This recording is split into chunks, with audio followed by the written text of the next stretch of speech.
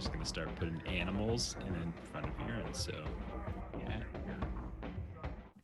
Hi, everyone. Welcome to the show. No. We were having a lively discussion about the different kinds of animal urine that you can buy on Amazon. More than you would expect. I don't know what Jeff Bezos is doing, but he's got to be doing something right, I think. It's exciting. Diesel shot, Lee, I don't know about Deathclaw urine. That would probably be a lot of licensing loops they have to jump through. Guys, can we get on with this? I got places to go. Anyway, yes, as Jeff has so kindly pointed out, we have a game to play that we're very excited to play. We're so excited to play. Super excited. Today. I don't know. Yeah. Right. Give or take. Yeah, we're playing some Fallout 2D20 by Modifius. I don't know, words, things, introductions, congratulations. Dan, who are you playing? Steve. He stabs people and sneaks around and hopes that they die, because otherwise he's in trouble. Okay. Jeff, high or low? High. All right, Adam, who are you playing? I'm playing Adam of the Cult of Atom. And he's a human survivor who specializes in unarmed science, and I can't remember what else. I'm not looking at my character sheet right now. I know what you specialize in. It's punching things through the mouth so hard that your fist comes out the back. Yeah, and I just have fun. It's all about being the best that you can be without having to use tools. Even though, for some reason, unarmed, you still get weapons for unarmed. Oh, you were talking about your character. Very cool. All right, nice. Oh no! If I didn't rely on tools, I'd be dead. Very cool. Very cool. Yeah. And last, but certainly not least, Melissa, who are you playing? I don't think I'm last, but I'm next in order. Oh yeah, I skipped Jeff. Cut. I think I got cut. Anyway, Melissa, let's not ruin this moment. Who are you playing? I'm playing Julie Keaton, goes by Jules. She's a doctor, Ms. Dr. Handy Robot. Since I've been sucking at combat, that's where I'm putting my points into big guns and whatnot. And nice. See if she can suck a little less at combat. There you go. And finally, the actual last of the group, Steven's best friend, Jeff. Who are you playing? But Steven, like in the game? No, real life. Oh shit! I don't know. Plays in your Wondering game later today. I don't know. I don't really remember. I'm not really sure who you're talking about. Let's see. I am playing Levon, who is a ghoul of considerable age, bit of a gunslinger, and in his day, was a bit of a looker as well. But it's not his day anymore because most of his flesh is kind of sagging and falling off and, all that kind of stuff. And I do think that Steve and I in game are probably reconsidering this 4-person group. And we've thought about perhaps kind of going off on our own here and there, as they are a bit to carry. That's for sure. Yes, they are. Okay. Yeah. Okay, yeah. Someday we'll just sneak off into the distance. And they won't be able to notice because their stats aren't great. And we have a sneak. Listen, Adam is very dangerous as long as you stay within his direct line of sight. Yeah, I mean, at least my perception isn't a 3. Jules, what's your At perception? least 7. Okay, cool. Yeah. All right. We're fine here. We're fine. You might be able to see us going. Yeah. Last session, you all made it down to the castle or whatever the heck it's called, where you were given a job by Carla or whatever the heck her name is to go find some Connie. missing. What's that? It was Connie, I think. Connie. That sounds right. Either Connie or Carney. I think Connie probably. I think Connie. That sounds Connie. better. Dan, what's her name? Let's just say Carla. Carla. Whatever her name was. You were paid to head up to this community called Andover to try and hunt down some missing Minutemen. She heard about this new underground community that wasn't a vault, and she wanted to make contact with them to see if they would be interested in joining the movement. Mutual preservation, no strings attached. If you can back us up. If you can't, that's fine. If you're in trouble, we'll back you up if we can. If not, that's fine. So, teamwork makes the dream work. But her initial envoy disappeared, so she sent some more people. They disappeared. And now she wants to hire outsiders, just in case these people are mad at the Minutemen. And you four are those outsiders. So I thought long and hard over the past 3 months since we last played about how... Don't shake your head, Jeff. I'm bad at math. No, you didn't. No, you did not. No, I was actually objecting to the thinking long and hard. That does not sound like Chuck. Listen, I did a lot of prep for this session. It started at like 10:15 this morning. That sounds more like Chuck. Mm-hmm.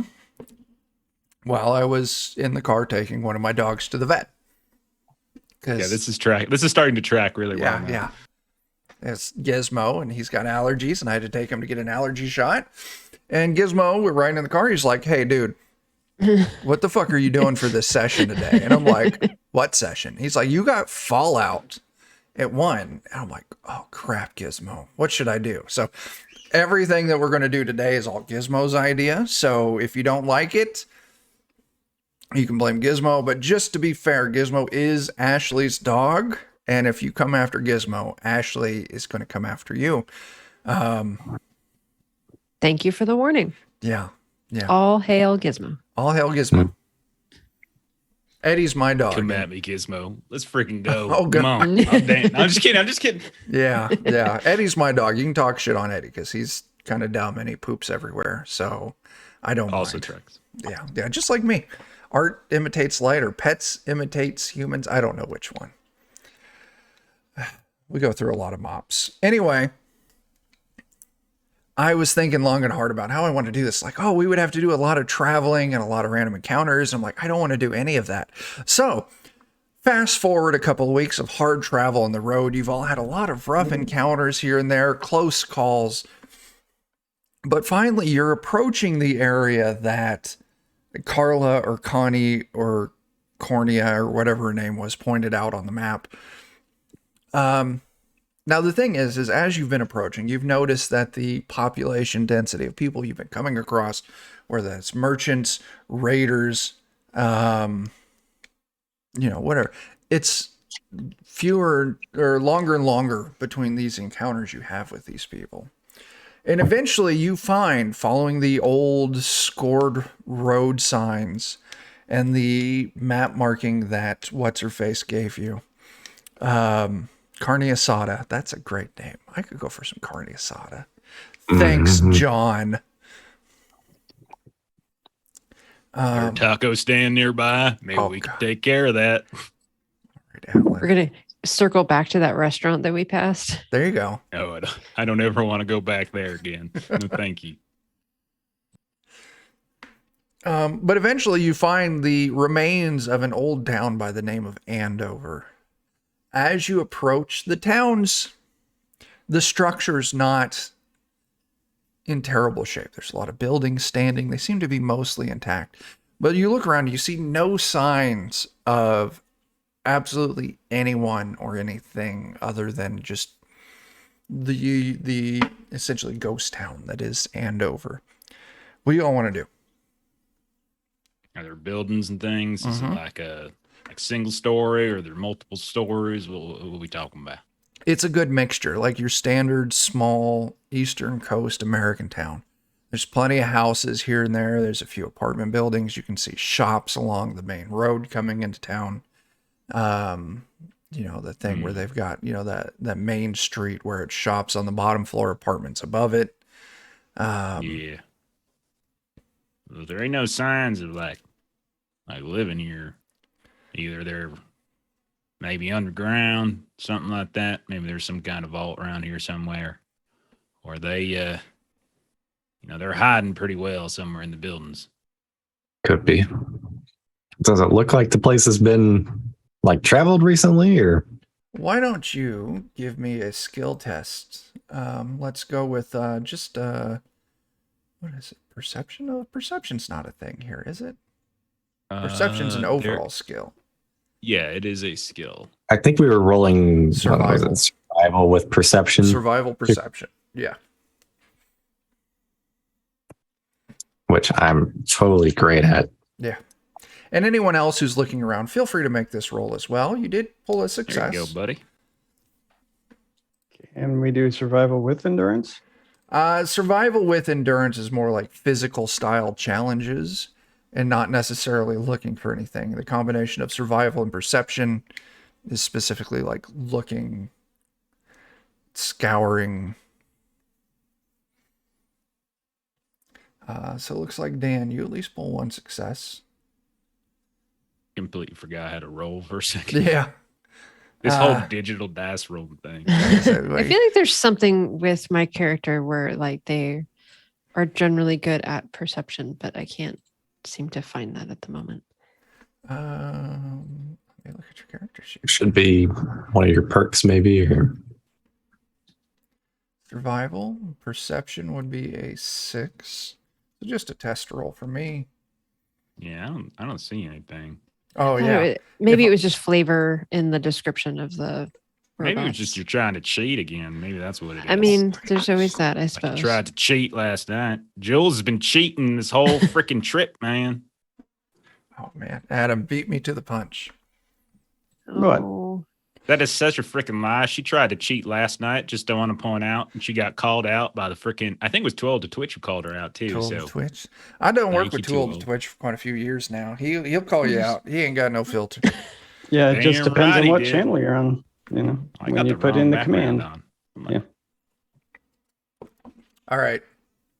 So it looks like for our successes, we got Levon and we got Steve. As you're looking around, some things that you notice. Jeff does talk real nice. I could listen to Jeff talk for a long time. Well, Do Mama we'll be Purdy. talking a long day today. Lots of talking. Yeah. Very excited to be here. Me too. Looking around. So I'm going to give this thing to Steve. Steve, not only is there no sign of anyone, there's no sign of anything worth value, food, resources, anything. This place has been picked through, but it's not like wrecked like you would expect with like raiders or scavengers or just ripping stuff apart. Things are still in a fairly, orderly, but there's nothing worthwhile here. Strange. So in the Levon, the thing that you pick up with your success looking around is that there are a lot of like carbon score marks on a lot of the interiors of the building, some of the exteriors. Now, these kind of score marks you would very well recognize as energy weapons. Okay. Well, definitely been some gunfire here. Is there any way to kind of assess their longevity, like how recent some of these marks might be? I think so. Give me an energy weapon test. Okay. With what? Intellect, you think? Yeah.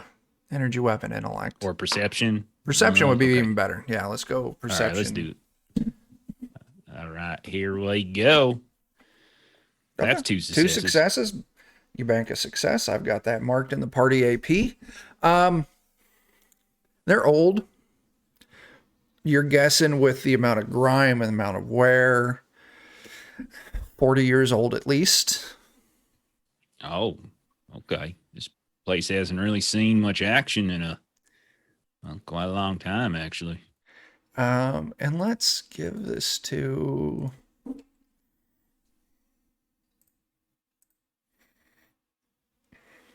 Jules. So as Levon and Steve are doing their thing, investigating Jeff, I love that you've adopted that. It's absolutely beautiful. It's pretty fun, actually. It's the thought that runs through my head as I fall asleep every night. Oh, dear. You must have some terrible dreams.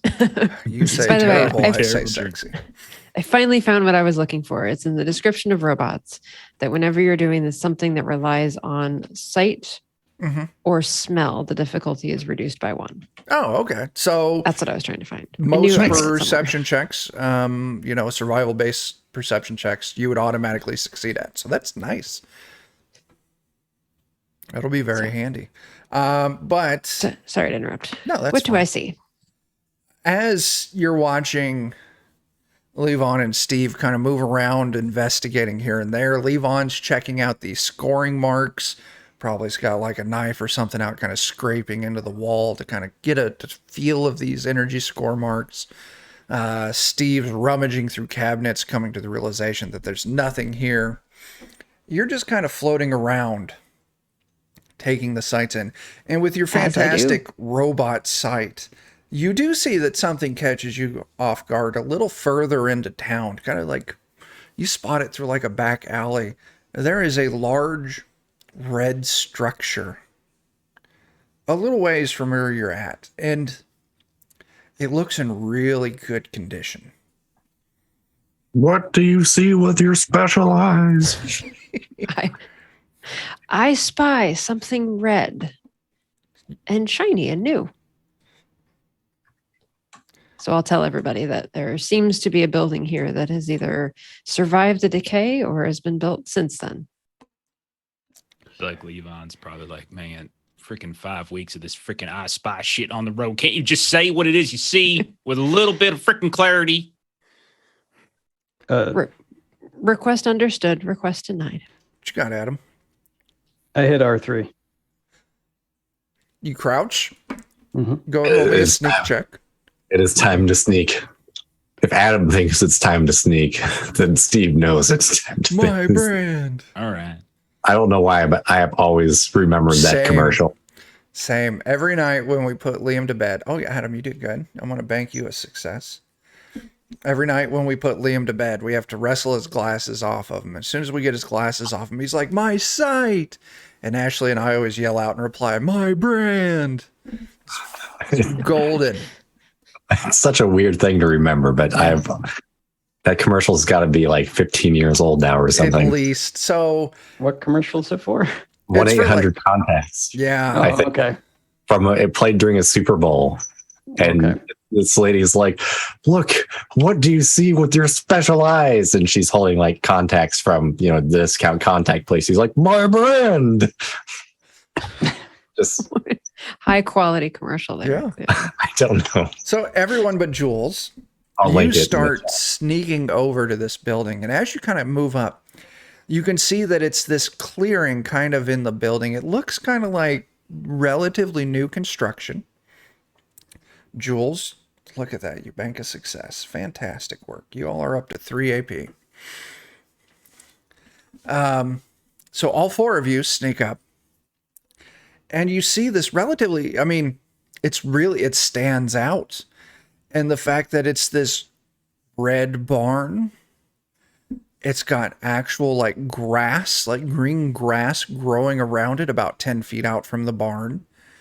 And walking around the bar, you see a young man like with a watering can, like watering the grass.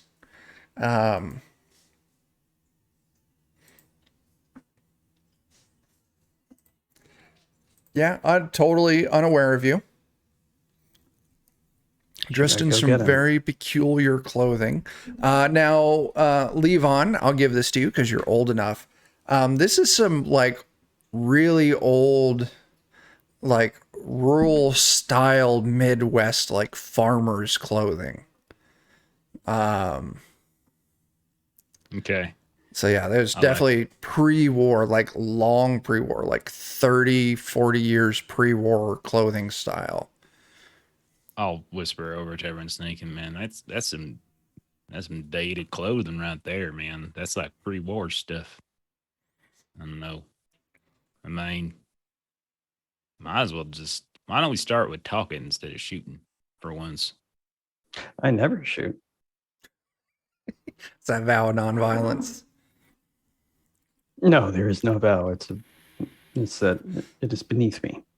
You are overly literal as always. Thank you. Anyhow, what do you say? Are you volunteering for that talking? I mean, look at me. I'm not necessarily going to be consistently the most kind and receptive person in the world. I hit One of R3 and y'all. just yell, "Hello!" Okay. You hit R3 and you yell hello.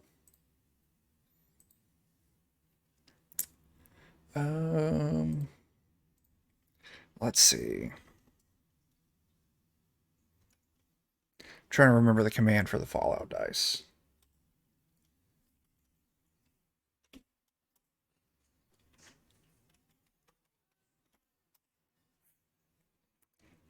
Oh my gosh.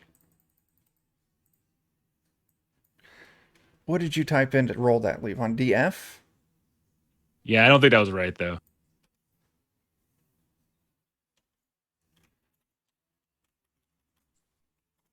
I do not remember. That was a fate die. We're just going to say this because I don't remember how to roll it and I don't want to reveal anything in chat. It perks up, looks around, doesn't see anything, and goes back to watering the grass. Like as this young man just looks around, doesn't see anything, just watering the grass. Is it the DCD? I think is what it is. Yeah, I'm looking at it now. It's 1 DC for regular, and then 1 DCEF for effects. Oh. Perfect. Thank you very much. Okay. I will forget that next session, but for now, I will forget probably in DC. 2 minutes. Yeah, so you're all watching as you're all still hidden as Adam yells out, hello, and this young man looks around, doesn't see anything, and just nonchalantly goes back to watering the grass. So then I'll walk up next to him. And I'll say, "What are you watering?" This young grass, man, or? as you ask this question, he smiles at you, big, and then gestures towards the barn and gives a little bow and starts walking towards the barn. All right, let's go. Pleasure to meet you.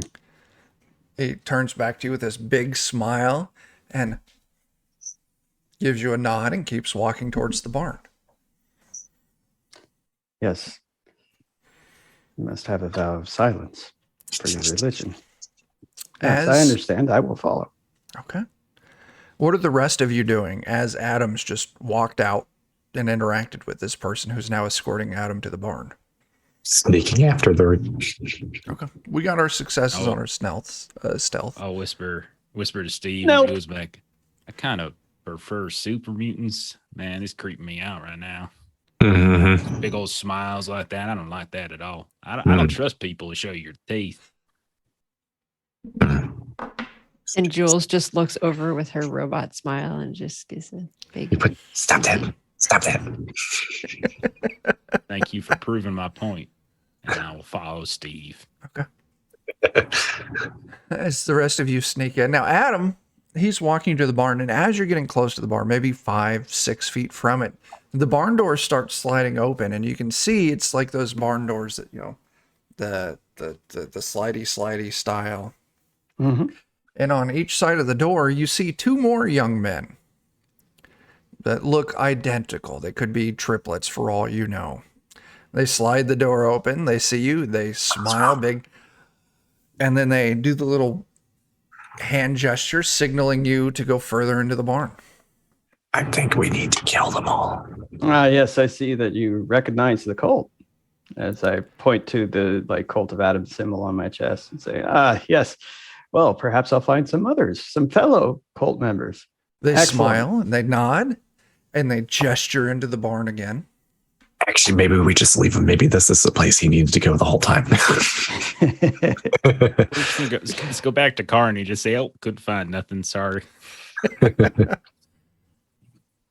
yeah, they're standing there.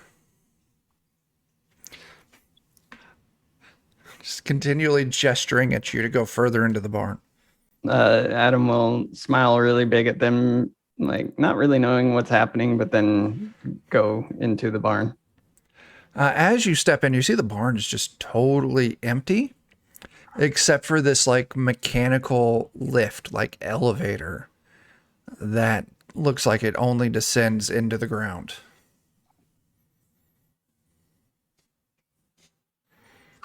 Yes. So is this where the reactor is? One of them smiles and opens the gate to the elevator and steps in and gestures for you to enter. Well, don't mind if I do. As you enter the elevator, what are the rest of you doing? Now, this is like a cargo style, like mesh elevator. So it's not like enclosed. Like, could you get on top of it? Yeah, you probably could. Jules will That's a turn good to the point. others and say, "This seems unwise for him to go inside alone. I will follow." And so Jules is gonna. Yeah, as soon as Jules, you move out of your cover, and then one of these young mans turns around and sees you. Big smile, gestures at the elevator, like it returns the same large kind of awkward smile that you give, and you float in, or you move into the elevator. You're standing right there next to Adam. Yeah, I'll go on top of the elevator. Okay. Good plan. I ain't freaking follow these crazy Okay. freaking triplet clone people. And so Adam and Jules, oh snap, Steven, we were just talking about you. Dang. 300 bits. Chuck gets an AP. I will gladly take that AP. Oh no. But Thank he was you, only Steven. really referring to me and Melissa because he said cool people. So That is rude. Just for that, I have to drink more. We were talking about you earlier, Steven, about how you're Jeff's best friend. yeah, that's true. That's exactly what you were saying. Nothing negative whatsoever. And he's These are the really looking words that were forward to having spoken. you in his Wondering game later today. Who? Uh-huh. Oh, shit. Ashley's here, too? Look at And that. Ashley's here. Look at this. It's like It's amazing. Wait, they both show up at the same time. No, Ashley's been here. Yes. She was like Okay. one of the first people to chat. Oh, really? I missed that. Hey, Yeah, Ashley. I'm sorry I just didn't catch after you Diesel earlier. shot. Oh, shit. We got a good crew watching then. There's Lee, Mhm. Ashley, Steven, John. Don't worry, Ashley. I remember you. Unlike Steven. Unlike Steve. Yeah, so this thing, it gestures at this button on the elevator to you, Adam. Big cheesy smile, like at the button on the elevator. All right. I'll press the button on the elevator. Thank you. And I will start tapping on Jules's hole in Morse code, but I don't know if Jules understands Jules, Morse do you code. know Morse code? Can I roll something and Yeah. see if I know Morse code? Let's go ahead and go with speech. Just give me a speech test. And Ashley, thank you for those bits. Make sure everyone, Ashley just bought you all a point of luck, so make sure you take that. Ooh, Yay.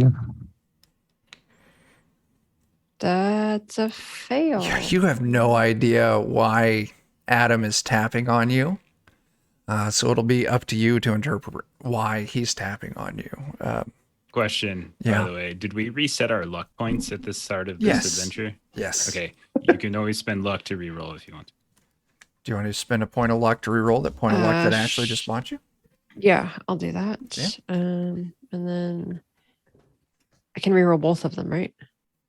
Because you have to click on the ones you want to reroll. It's each die costs a point of luck, if I'm correct. Oh, okay. Then You know, when you say something and you don't think of the possible things it could be interpreted as. it's a 2. That's Yeah, a we success.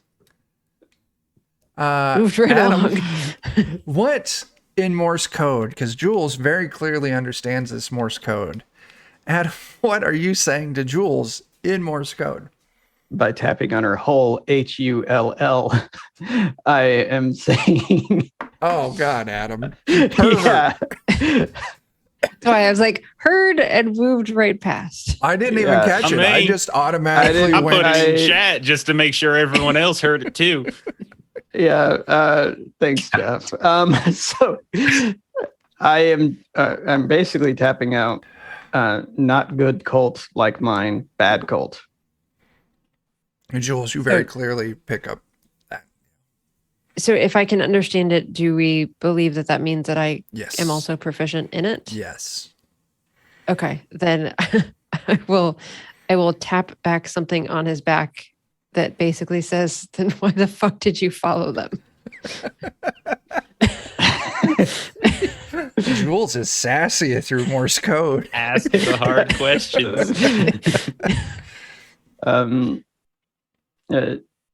Adam will tap back because reactor would be good for us. And Jules will just shrug and just tap back. Okay. So Levon and Steve, following behind, keeping out of the view of these strange triplets is one thing. Sneaking into a barn where they're all ushering, like signaling for your friends to move on to this elevator is another thing. I will require another stealth test. We're still keeping it 1 difficulty. I'll go ahead and take an AP just to ensure so I get an extra die. Yeah. And Ooh, I got us some AP. Attaboy. Boom. You think Oh, you dang. stealthy? Try this, man. You ain't got Holy nothing on old shit. Levon. What is that? That's another 5 points. That we're maxed out. Yeah, you're no, I adjusted the max to 8 because you guys build up a lot. So I moved your max up to 8 because I think it's fun. 8:20, 22, 1:37 p.m. Melissa drops an F-bomb. It takes a special kind of character to get under her skin like that. Yeah. The last time it was during Halloween, and some little kids came up, wanted candy, and she said, "Fuck off," and I was like, "All right," and close that down. You had an entire basket. I remember you telling me about this, Jeff. You had an entire basket of 0 bars that you were ready to hand out to those kids. Yep. And Melissa's just like, "Fuck off, kids. I love 0 bars. I'm keeping them." Yep. Very rude, violent, even throwing things at him and such. Yeah. But, You know what? But it's fine. There's a police report if you want to look it up. The yes ending here is just wonderful. So yeah, Levon and Steve, you easily kind of slip around on the top of this elevator as it begins descending into darkness. And the entire time, Adam and Jules, this dude's just standing there, just fucking cheesing at you. There's no tapping going on, though. Just want to get that out there. Okay, No. you two aren't tapping on each other. That's fair. But he's We're just just looking at each other, and we know what the other's thinking. yeah. Like they're gonna fucking die. Adam will reach out his hand like he's going to shake. We'll ride down the elevator. We'll hear them die. We'll ride back up the elevator. Then we'll leave. And then when we get like 100 yards away, we're like, "See, we were right. They were going to die, and they're dead now." Do it. Adam, you hold out your hand, and this young man reaches out and shakes very hearty, just all into it, happy to meet you handshake. Grip is very firm and strong. Not enough that it's going to do you any damage, but like he puts a squeeze on you. Yeah. So then once that's done, I'll resume like tapping quietly that can't be heard, and I'll just tap out the word synth. Jules will hold out the pincher arm thingy, and she's just going to talk like they haven't been talking, but you all are very friendly. You smile a lot and you shake hands. Do you not have speech? this dude, he reaches out, grasps your pencil like it was a hand, gives it a very, like I said, very strong shake, big smile, big kind of like dopey head nod. And it's at about this time that this elevator, you're in this dark shaft, it kind of lightens up as all of a sudden you realize it's descending into this huge underground cavern. And as you look around, you can see, and now Levon and Steve, you'll see this too as the elevator descends a little bit lower. It's bright in here, very bright. You can see that the ceiling, the roof of this cavern is covered with all of these lights. Most of them are in this blue tent, but there's this very intensely bright circle a little ways off that's this bright yellow, almost like you're looking at the sky above. And as you kind of look around in this cavern, you can see that it's green. There's grass growing kind of in the center of this cavern. There's this very old style. Levon, you would definitely kind of recognize this very old style, like rural town. There's this huge lake off to the side of this underground cavern. It opens up. It's just mind-boggling, large and huge. Give me a second. Got to reply to Adam in chat.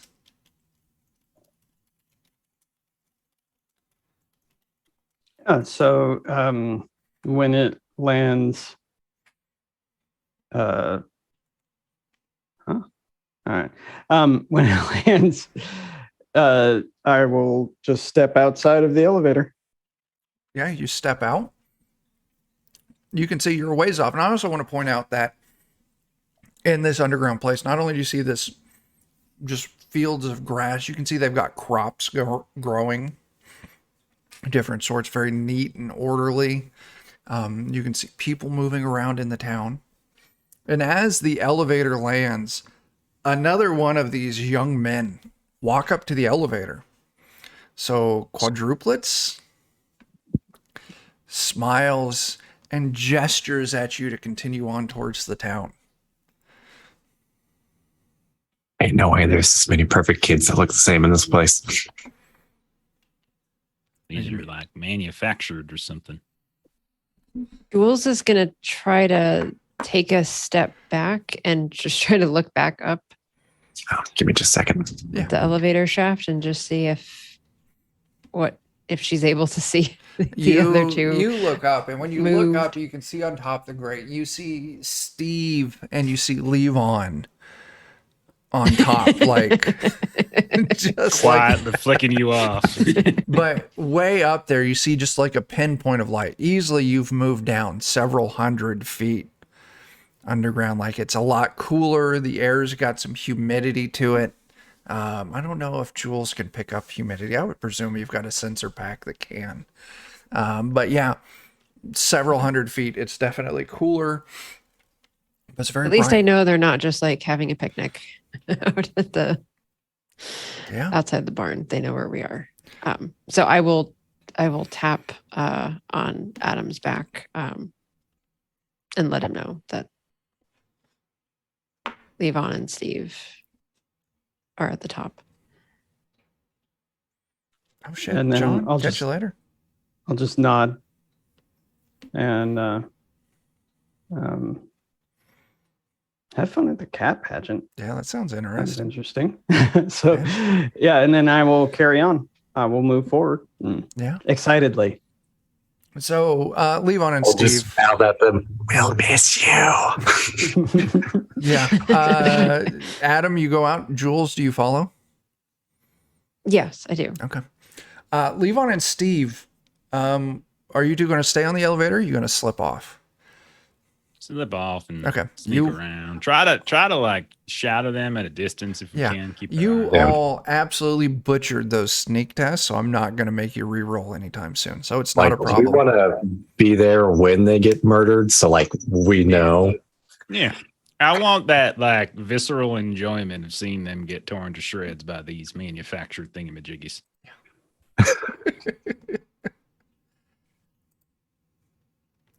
Um, yeah. They gesture you out, leave on and Steve. You easily slip down and you're following them at a distance, kind of hiding behind like buildings and whatnot. You're hidden and you feel very confident that you're hidden.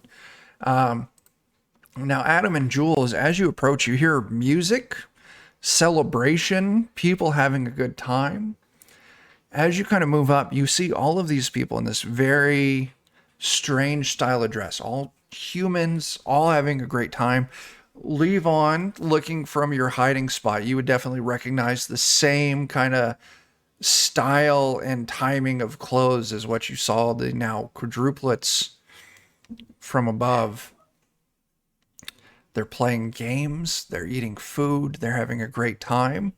A young woman, maybe mid to late teens, runs up to you, Adam and Jules.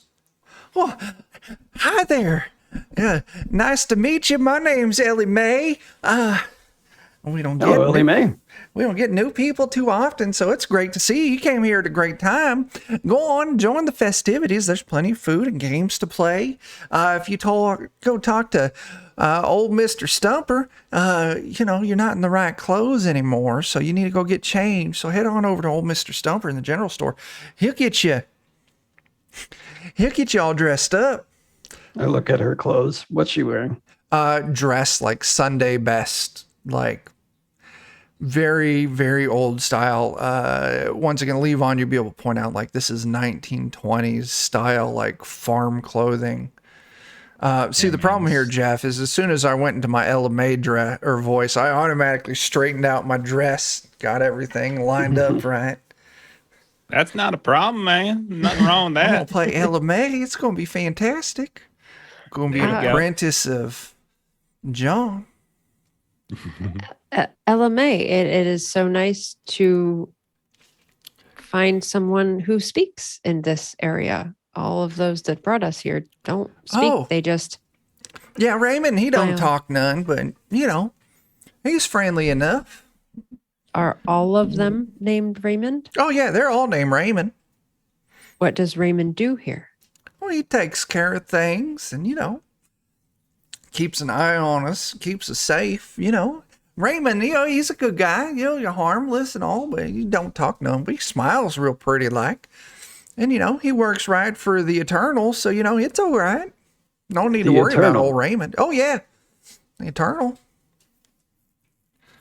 Yeah, he done taught us about all the good things and, just keeping us well educated and learning about, eternal life and, the ways of the sun and actually, today's a holy celebration. So you showed up just in time. Eternal life. Yeah. It's only possible because your atoms carry on once you die. Well, But you yourself, your consciousness splits, goes into the earth, gets eaten by worms. Worms get eaten by birds. that is not true, as the Eternal clearly teaches. The Eternal teaches that, once you done move on from this life, you become light, enjoying the holy sun above and shine light upon all your friends, and you're always smiling, and they all know you're there because they can always feel your warmth looking down on them. That's interesting. They have noticed that even though it is a micro amount, when a person passes away, they lose weight. See? So perhaps, Just like the Eternal said, him and Sister Radiance, they know what they're talking about. yes, but I would assume, well, perhaps we should not get into religious debate. Well, that's fine. Like I said, you go get you some clothes so you ain't need them anymore. They ain't going to do you no good down here. And yeah, there's plenty of games and food. I am a big fan of musical chairs. I'm pretty good at it. So if you get into it, I'm gonna sit on that chair mighty good. But Are these clothes a requirement? I mean, you want to fit in, don't you? I mean, you don't want to be a stranger in your own home. I'm a stranger everywhere I go. Well, not no more. Now that you're in Andover, you know, we're all family here. That's wonderful. Copyright we Defenders are- of Cobalt. Fuck yourself, Olive Garden. We are merely visitors. I Here. think they've already been indoctrinated. It's too late. Visitors, there ain't no visitors. Once you get to know everybody here and you see how good it is, you ain't gonna be visitors no more. You're gonna want to stay here. It's fantastic. I've been here my whole life. So is my mama and my grandmama and my great great grandmama. We all been here for a long time, but it's great here. I love it here. You know, How do you keep the genetic diversity? what is that? How do you keep the genetic diversity? Is that like blue How do you keep- jeans? How do you keep from inbreeding? Well, that's easy enough. The Eternal, you know, when you're old enough, he, Marcellus, I'm glad you like that. When you're old enough, he'll done tell you, you know, who your husband is. I'm not old enough for a husband yet, but I'm excited because I want to have babies. Yes. Okay, record keeping. I see. Well, then I should like to meet the Eternal. You can't just meet the Eternal, but he'll be at the, you know, this is a day of celebration. He'll be at the church later to give a sermon for old lady Serena. Tell me, what is the name of this place? Andover. Andover. That's right. You just said that. I I'm sorry. did. Should listen closer. Well, we all have certain learning disabilities. I do. That is mine. Sometimes I if just you won't ain't listen learning to so reason. good, don't worry. You know, Margaret, who runs schoolhouse, she'll done teach you good. She taught me my numbers and my letters and how to sew and how to cook. Yes, numbers and letters. That is something we can agree upon. Yeah. Right now, So- I'm doing good. I can count up to 30. 34, that gives me a little trouble. What's next? I keep saying 25, and she says, no, that's not right. But 35 don't sound real to me. This sounds silly. After 24 is 25. That is correct. But it's So- after 34. That's where it gets silly. That's 35. No, that's a silly sounding number. That don't sound right. Very well. LMA, did you make the choice to stay, or What do you mean is- choice to stay? This is my home. right? But when we can't be the first new folks to have come here, Oh, no. There's new people that come all the time. and they have the choice to stay or not. Well, stay. everybody chooses to stay. Once you get to know the place, it's a little slice of heaven. That's what the Eternal says. It's our ship, our ark into the future. Who makes the decisions for this settlement? Is it the Eternal? Oh yeah, the Eternal. He decides everything along with the help of Sister Radiance. Well, So they will not be deciding if I am going to stay. That will be a choice I will make on my own. I don't know why you wouldn't though. Listen, we got fresh corn on the grill over there. We got butter on it with salt and pepper. I don't know about you, but I love me some corn. well, earlier you said that we may not be meeting the Eternal, but we do require audience with him.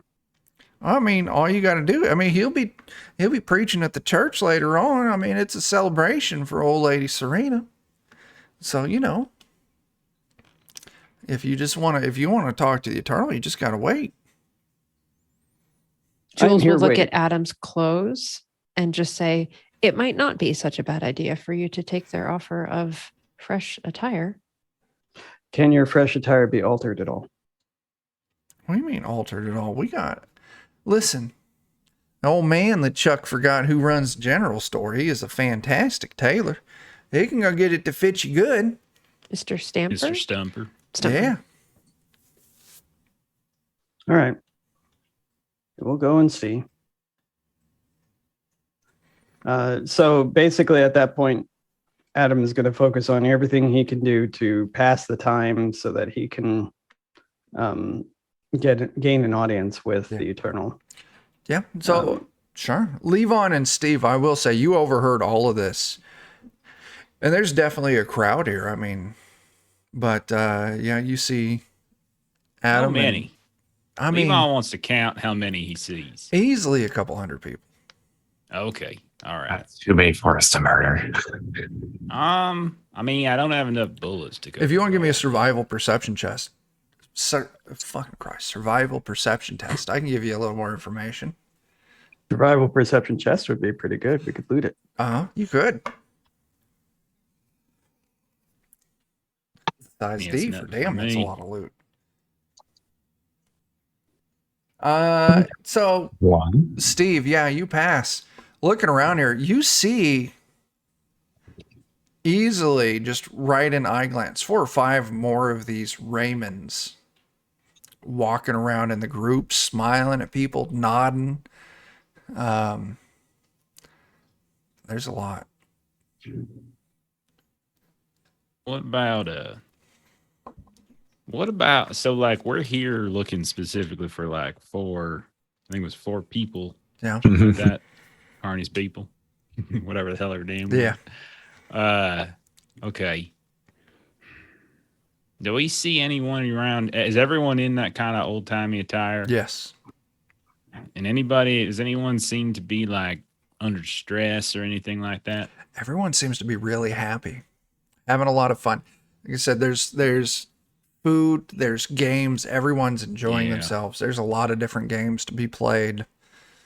Okay. 2 theories here, Steve. One, this is just a very nice place and people just want to hang out here because there's corn and games and all that kind of nonsense. Does look kind of ideal. Right. Now, I've lived long enough to know that if it looks too good to be true, it probably is. Mm-hmm. So the other theory then is that they're doing something to folk. They're like brainwashing them, sacrificing them, eating them, something like that. Maybe all of them. That could be true in various orders and different sort of groupings and such. But maybe we go and sneak around a bit more, see if we can poke ourselves into some of these buildings, see if we can find the things that they don't want folks to see. Like if everybody's over there, then that means there's probably nobody elsewhere. Yeah, that's exactly right. You all, once again, you knocked that sneak test out of the park. You did amazing, so I'm not going to make you roll again. If you want to start moving... It's made out of people. Yeah, if you want to start moving through houses and stuff, it's very easy. It seems like everyone is participating in this celebration. As you move into these houses, there's a lot of food. A lot of food everywhere. It's all fresh veggies and fish. None of it's spoiled or anything? No. In fact, kind of looking, you realize there's a lot of food in all these houses. Everyone here, especially compared to what you're used to up in the wasteland, everyone here is kind of a little bit on the heavy set side. Oh man, it's freaking Hansel and Gretel, man. They're plumping them on up is what's happening. I don't know what Hansel and Gretel is, but I think you're right. Basically, these 2 dumb kids get lost in the woods and such, and some witch tries to like feed them full of food and then eats them. Oh, that sounds... Yeah. Yeah, exactly. Now, we saw a lake, which would account probably for the fish. Did we see, I can't remember, did we see like There's gardens too, I think. fields? Yeah, coming down, you saw a lot of fields. Like this cave is massive. Cornfields, right? Yeah, cornfield, all sorts of different fields, agriculture's going on. No animals, but lots of produce. Okay. So like it looks like they're eating it, like if there's like food in the trash and stuff like that, or yeah. Okay, there is refuse and stuff like empty corn cobs and stuff. Yeah. Okay. All right. Yeah. There's a bunch of like regular clothing. Well, regular for them clothing. Like once again, leave on this 1920s style fashion. Plenty of clothing for everyone. The only literature, Heroes Sevenfold. Hey, welcome to the place. You know Adam. Yep. He took your leg off, if I remember correctly. Not clean off, just yeah. Yeah. Only literature you find it's like every house has a Bible, but it's not like, don't think of it as like our style of Bible. It's each one you look at it, all of it written author, the Eternal. And if you kind of thumb through it, it's all talking about like very much religion based around worship of the sun. Hmm. No At least weapons. identify some people. What's I might that? pocket one. Yeah, that's no problem. So there's no like notes or journals or anything like No. that. They're like basements and such or anything like that. No. Like, Computers? No. listen, one of two things. They either already ate those folks, or they around here getting ready to be eaten. Mm-hmm. Mm-hmm. Are there any buildings that don't look like homes? Things that might be, Yeah. Factory, warehouses, that kind of stuff. So as you kind of move through town, and Jules and Adam will come back to you here in a moment, but as you look around, you can see there's shops. There's a diner. It's a general store. Business, everything you would expect in a rural American town of this time period, 1920-ish. The one thing that really catches you off guard that you see, there are kind of in the distance, you see some silos and stuff or whatnot. But the thing that really catches you off guard, Stiletto Assassin, hello, welcome to the place. We're playing some Fallout. That really catches you is there is a very large church in the center of the town. And unlike, rural American, where it's very, Christian iconography kind of thing, it's the sun. You see setting on the top of the peak of it, a stylized sun.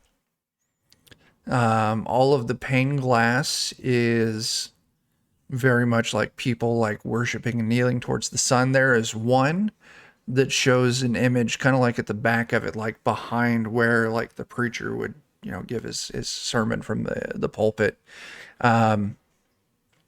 Countless very bright suns in the sky. Yeah.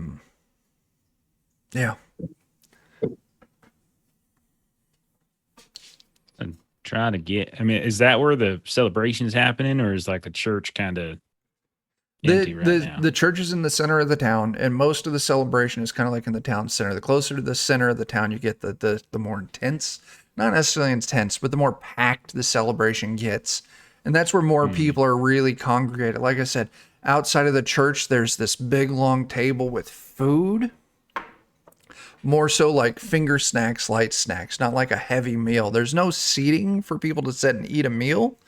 But looking around, you can see, and once again, Levon, you would be the expert in this, having been alive before the war. I get it. I'm really old. You're I get it. All right. old. I'm decrepit. Yeah. I get it. Yeah. Levon will say, Steve, listen, man, we want to draw them away. Let's go set some of these fields on fire. You know what I'm saying? Do you think we just kind of like want to get them away and just leave? Or we got to stay here for a job. We got to find some people. And if we don't find it, we got to find some evidence that they were here and dead and such. So like whether it's like equipment and stuff from like old folks who kind of came here and chose to stay. You know what I'm saying? That's what I'm looking for. It's not like they're all wearing their gear. It's got to go somewhere. Yeah. Exactly. Yeah. So that's what I'm looking for. I haven't found it yet. Well, they got like any like storage looking buildings or anything? Yeah, like a warehouse or factory. I mean, we can go poking around that general store maybe. So, with that discussion, we'll come back to you two in a few. Jules and Adam, Ella May, she's just happy as can be to escort you to the general store. And she comes you in, old man, what's his face? As I forgot again. He's like, oh, we got a couple new people. They need to get outfitted, You can't have them run around looking all ragged like that. It is nice to meet you, Mr. Stumper. Well, Mr. Stumper, well, thank you there. Yeah, you all need some clothes. You can't have a celebration without looking your best. It's Sunday finest and all. Come on back. I have no reason for these clothes that you speak of. No, don't you worry about that. None. Don't worry your little chrome head or whatnot. I got something for you good. I'm not interested. Nah, thank you, listen, I ain't gonna take is. no. This is a fantastic day. And listen, you're gonna look your best. I'm gonna help you do it. So just you two come on back. Quit your arguing. This is the way it's gonna be. Very well. So Jules does not move. Jules believes that she is perfect as she is, and she is not in need Mr. of clothing Stumper to cover moves her around the robe. back of Jules and starts pushing you towards the back. Come on now, I got something that I think's gonna fancy you right on up. Don't worry your little metalhead. I got you taken care of. It's a great day. We're gonna enjoy it. And listen, I tell you what, you do good. I don't even know. You eat candies? I got a lolly for you if you want, but I don't know if you're gonna eat. Just lick it, stick it on you. Jules, like Adam would see this, like Jules, like her like pincer arm is going to, like, as she's thinking about what to do, is going to come around sort of like behind like Mr. Stumper's neck, and you just sort of see her like moving it like she's thinking about what she's going to do. Mr. And Stumper. then she's going to withdraw it for the moment and just sort of shoots Adam a look. Mr. Stumper. Now I understand within the modern parlance of, or not modern parlance of your time, that this is the utmost in hospitality that you are displaying. Yeah. But there is something, the world has changed quite a bit from what you have experienced. Yeah. And I must tell you that when someone says no, they mean no. So please respect that. All right. Listen, I don't want to rain on your parade, so if you don't want to look your best, I won't make you. I apologize. I will. Oh, well, that's fantastic. Listen, well, any turns to you, Jules. I apologize if I was a little too forceful. It's a great day. I was a little excited, so I do apologize, and I hope you don't hold it against me. You can use the extra cloth you would have used for my attire to make something extra special for my friend here. Very well. Come on back. I don't think I got your names. My name, Mr. Stumper, of course, you already came by my name. I'm guessing little Ella May, who escorted you in here, done told you my name. Holds a hand out to you, Jules, first. I am Jules. That is my designation. Jules, it's a pleasure to make your acquaintance. He turns to you, Adam. Holds a hand out. Name is Adam, of the Cult of Adam.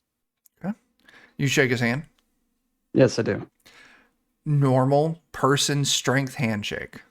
Well, pleasure to meet you two, Jules and Adam. Well, here's hoping we're good friends, and you can always count on Mr. Stumper's General Store for whatever you need. I've got you covered. Now, come on back here, Adam. Jules, you're welcome to come along if you want to see me get Adam all dressed up. If not, just make yourself comfortable out here. Ain't no worries. I will come back and watch, and I must inquire, how do we provide payment for these clothes that you are making for Adam?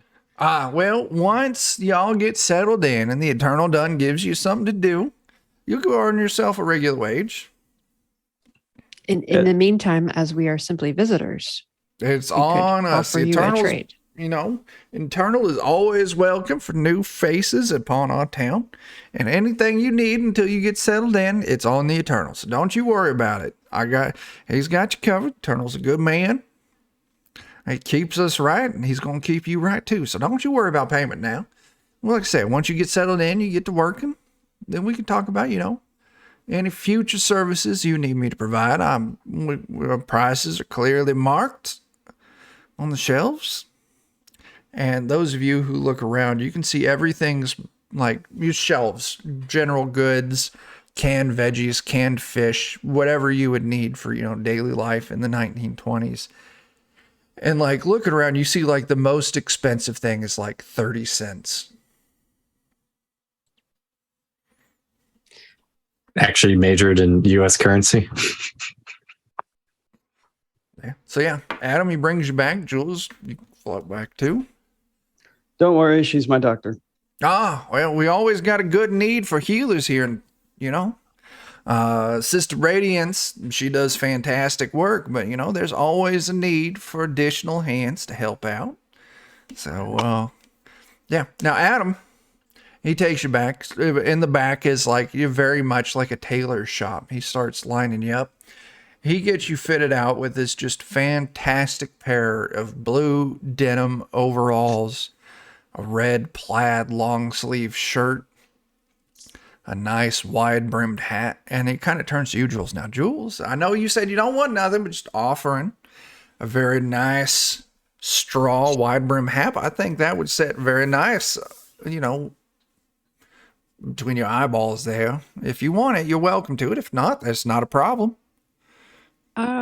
I do believe a hat would not negatively interfere with my functioning, so I do not see a purpose for the hat. I cannot get a sunburn, but you look awfully nice in it, and sometimes that is enough. So I wear this clothing. Yeah, you get you fitted up. He takes your old clothing, and he just kind of wads it up and tosses it into this old chest, not too far off. Listen, if you want to keep it, you can. That's fine. Ain't no skin off my back, but I do want to keep it. Well, that's fine. He pulls it out. Go ahead and both you and Jules, Adam and Jules, give me a survival perception test. I was just going to ask. Yeah.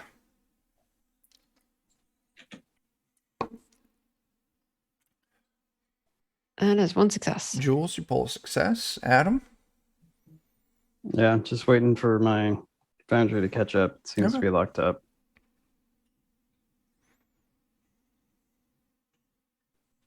All right, change that attribute to 4, and here we go. Double tens, that's a no.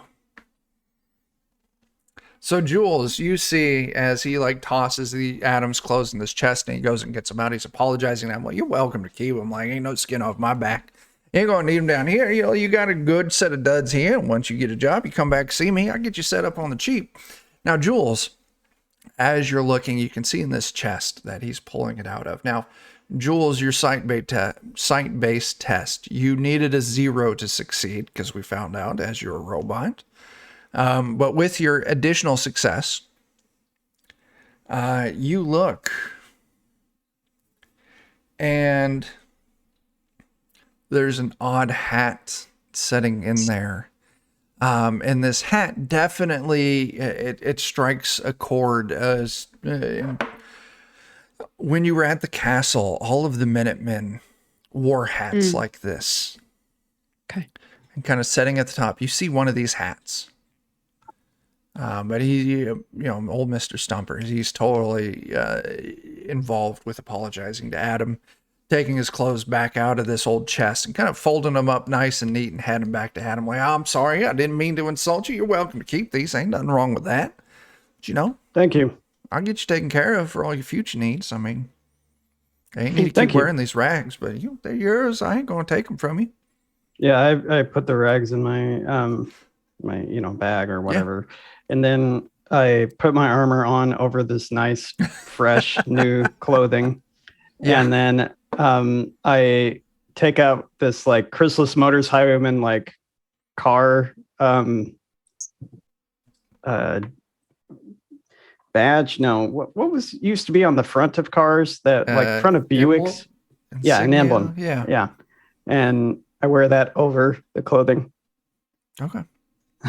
So Jules is going to take the hat that Mr. Stumper gave to her and just said, now that you've brought up the concept of a hat, I do believe this hat would go much better with my friend Adam's outfit that he has, and I'll toss the hat on Adam's head. What? If you like it. If you don't, that's fine. The straw hat? Yeah. Yeah.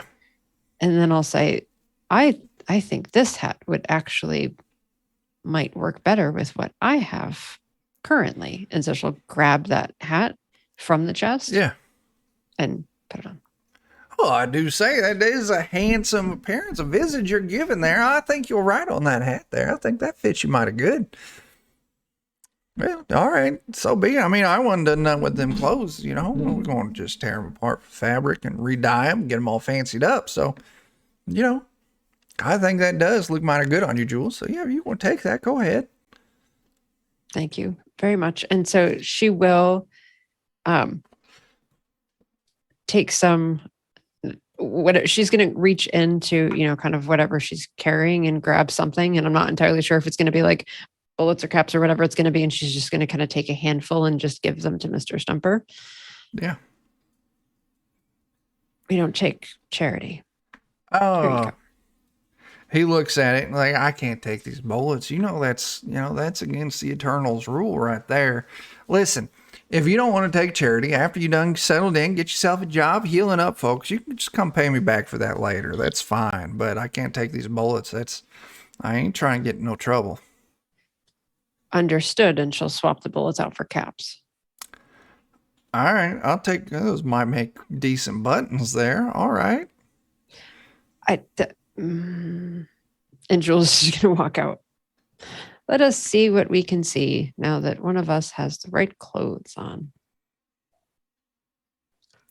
Yep. So I step outside of the shop. Yeah. With all my metal armor over this Yeah. nice clothing, putting all sorts of wrinkles in it, and start just kind of wandering around. Yeah, there's celebration, there's music, there's dancing. There's a lot of games going on. And as you're walking through, these proprietors of these game booths are kind of hollering at you and Jules to kind of come join. There's like pick a duck, bobbing for apples, bing bag toss, musical chairs. There's a little fishing game. There's a cakewalk. There's milk bottle toss, dunk tanks, like this full like carnival style celebration.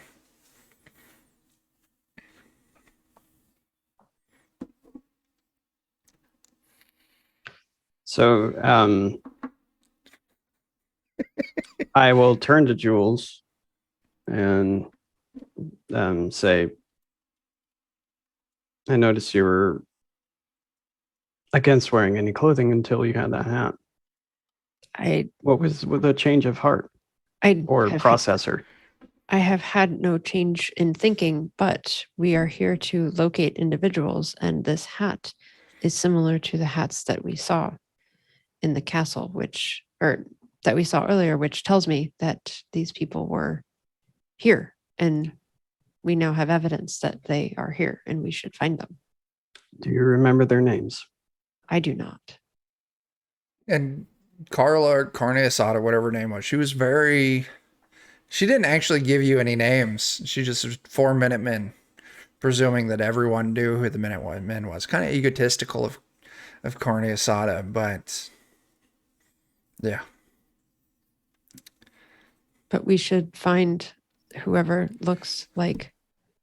Just gonna have to go talk to everybody and ask if they can spare you a minute. Do you recall if the Minutemen have any tattoos, Jules?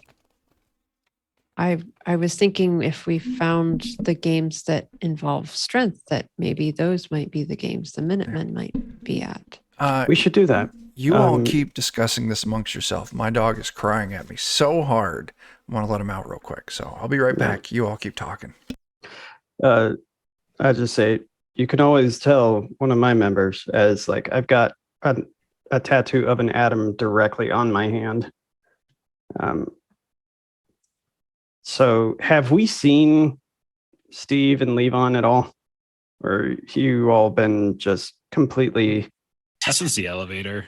Yeah, we went off and we were sneaking through it. So you probably okay. I mean, I think that we were going to the general store, so it's probably up to check if we find somewhere to converse or not. But I can be the GM. You go to the general store. No. If you all make yourselves visible to us or not, because we've got Mr. Stumper and I imagine just that too good at the stealthing, I think. That's the problem. Well, that's what I'm saying. If you make the decision to stop stealthing and get our attention. Oh, excuse me. I'm back. Okay. I don't know. I think Levon would want to stay hidden. Now, Levon, now that the other two have kind of moved out and are mingling upon or through the crowd, you think it would be easy enough to secretly get their attention? I shoot at him in the back of the head. He'll go know ahead. it's from me. Roll me that attack. Gotta whisper a bullet into his ears. So if we see them wearing the hat though, like that's one of the things we were looking for. So yeah. Seeing them going on, like, well, there you go, right there. That's evidence they were at least here at some point. Only one though. Yeah. Maybe, and they got that coming out of the general store. So maybe there's more in the general store we can suss out. Yeah. At the very least, whoever they got that from, well, we could ask him some questions, if you know what I'm saying. Mm-hmm. Questions. How do you want to handle that? Probably find the back door and sneak into it first. Once Sneak again, in that damn general store. you all butchered the shit out of those sneak tests, so I'm not going to make you roll again.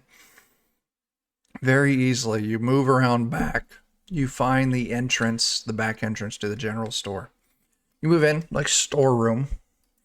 You're kind of moving in further, and you come across this like tailor's shop room area. No one's in here now, and you can kind of hear the voice of old Mr. Stumper talking with someone in the front area of the general store, talking about, like sweets or food or something like that. Just benign conversation. But kind of looking around this tailoring area, you do see this large chest full of just like ragged, tattered old clothes. Kind of reinforce what Jules saw, like evidence of like more Minutemen stuff. Or... Yeah, if you kind of like poke through it, you definitely see there's a lot of different, like these are clothes from the wasteland. Very clearly. Kind of digging down deeper, you find another one of these Minutemen hats. Yeah. Man, it's like some honey trap or something. Yeah, their setup was like hats and like duster jackets or something like that. So yeah, spot on. Do we see any signs of like their weapons? Because it ain't like Minutemen going anywhere unarmed, No, you don't see any weapons in here. Are there any like notes or anything like that? Or I'll tell you what, Dan, go high or low. Let's say low. I bust out a 74. I rolled a high. No sign of notes or anything like that here in this chest. Like I said, you find this one stray Minutemen hat, and that makes two because you very clearly saw Jules floating by with one of these hats on her central body portion. Well, we can wait till old whatever the hell that man's name is done with that there customer. Lower him back here and ask him some questions, polite like, Mm-hmm. Like. Okay, let's do it. So we're gonna listen in for waiting for like the sounds of that conversation to end or whatever. And it sounds like he's kind of alone. And then we'll kind of like, make a noise or something back here, like a little brief one to get him to come back and check it out. That's the idea. Yeah, you wait. Eventually you hear the chime of the bell leave. You don't hear him, but you hear footsteps moving around. Only one set of footsteps. This would be your opportunity to make some kind of noise to draw him back. Are you just knocking something over? Or are you just making it sound like something fell over. Okay. You're like, oh. Shut the steamer trunk or this, say, old man, he moves back. He looks like maybe he's in his mid 40s, so not really an old man at all. Moves back and kind of looks, all right. Moves over to open up the steamer trunk, kind of resort the things so they're kind of even, so the steamer trunk will close without any trouble. So what are y'all doing? Y'all leaping out at him or what? I'm basically just gonna sneak up behind him and just put the knife up against him. All right, you got a great. Once that's done, I'm gonna have the gun click ready and pointing at him. As soon as that knife pulls up, he feels that cold steel. All right. Listen. Y'all know as well as I do, Raymond ain't gonna like this. You better hold off right now, or I'm gonna have to yell for him. And as soon as he hears that click, yeah, you ain't gonna yell. You think you can yell faster? This bullet can fly right through your face. All right, maybe not. Listen, we can all be. I don't know any Raymond, and we're not necessarily here to kill you. Ain't no need. Not necessarily. Well, I'm being calm. Listen. Whatever you want. Listen, you take it. I ain't going to argue with you.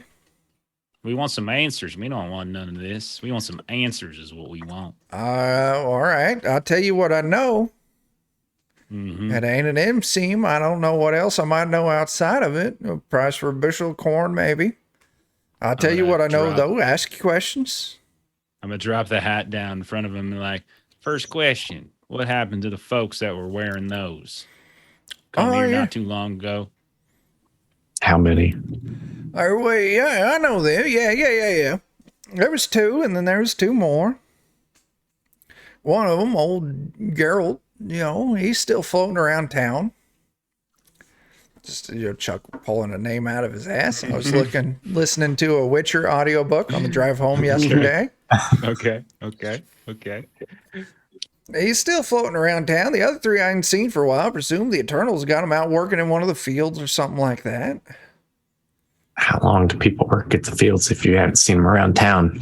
I don't know. This is a big place. There's plenty of room for people to work without me seeing them every day.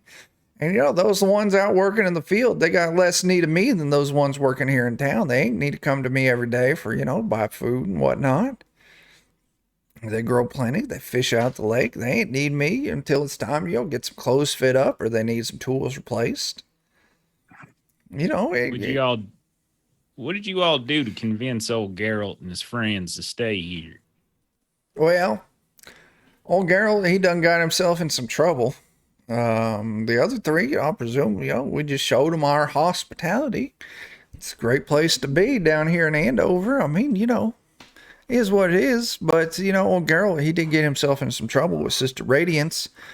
He had to wear himself a shame cap, and after that, he's been mighty fine. Why don't you go ahead and just elaborate on what that trouble was? Well, yeah, he was done talking to people all crazy. He was saying, like, hey, y'all are, just things the Internal don't want us repeating. I ain't real fond of saying it, but since you got a gun at me and all, I'm sure the Eternal will forgive me. He was saying things like, we all aren't here. There's something sinister going on. We're here for, some kind of like nefarious evil purposes. But, Eternal, he doesn't take care of us. We got food, we got clothes, we got shelter. Things are good, better than they were back when I was living upstairs. Seems a little too good. Hey, listen, things are only too good if you had them too bad. You stay down here long enough, you'll see, things are good here. We look out for each other. We take care of each other. Eternal guides us. They replace each other with synths. I ain't know what no synth is. What do you think Raymond is? There's a lot of Raymonds, but listen, Raymond, he ain't mean you no harm. You stay out of trouble. Raymond won't bother you none. You don't think it's odd that there's like so many different identical copies of old Raymond? Oh, there's a lot of Raymond floating around here. Well, like I said, you keep your nose clean. You don't get in no trouble. Raymond got no need to bother you at all. Raymond, he just helps out around here. Yeah, I hear you on that. He does. Tell us about Sister Radiance here. Oh, Shane Cat. What's that all about? Oh, Sister Radiance, she helps out the Eternal. She's like the Eternal, Been here since the beginning of times, and she helps the Eternal does it. But those who are, troublesome, kicking up dirt, whatnot. A little bit of time with Sister Radiance, she convinces you of the way of your troubles, but she will make you wear a shame cap for the rest of your life. But after that, it'll be smooth sailing. Wait, Geralt's got to wear that cap for the rest of his life? Oh, that's how the shame cap works. You wear it forever. What does it look like? Probably cover up the scars from when they got into his brain. Yeah, so you'll see a few of them if you look out the window. Just this big, tall, black pointed cap with a very wide brim. And it comes, like I said, cap comes up to a tall point. Ain't that peculiar? You ever seen what's underneath them? Why would I ask someone to take their cap off? That ain't polite. Well, it ain't polite to wear a cap indoors. What the hell's wrong with you? Listen, it is what it is. If they wouldn't have been kicking up trouble, they wouldn't have to wear the shame cap. Well, then they're compounding that trouble by going in someone's home and continuing to wear that cap. Hey, Downright shame. listen. Thought y'all were decent folk here with We manners are. and such. Apparently not. Well, no, we are decent folks. So that's one of the rules, though. You kick up trouble, Sister Radiance makes you wear a shame cap. You ain't get to take it off. I ain't never seen someone underneath of it because all me and my friends, my kind, my kin, we like it here. We play, we do good. We keep the Eternal's word. We look after it. Listen, I know it's Serena's day, but here in just a handful of years, I'm gonna get the same blessing. Blessing? So I ain't gonna stir anything up. What do you mean by Serena's day? Well, it's her day, old lady Serena. She done turned 50 today. Y'all eating her? Is that what it is? Eating her? No, we feeding ain't her? eating no people. We eat fish and we eat veggies. I ain't appreciate your implications on that. No, it's her day. She gets to, sail out across the lake, and she gets to spread the good word of the Eternal to all the other communities in the area. There's no other communities in this area. What are you talking about? Other side of the lake is if someone eats her, like they break her down. Listen, I do not appreciate what you're putting out here.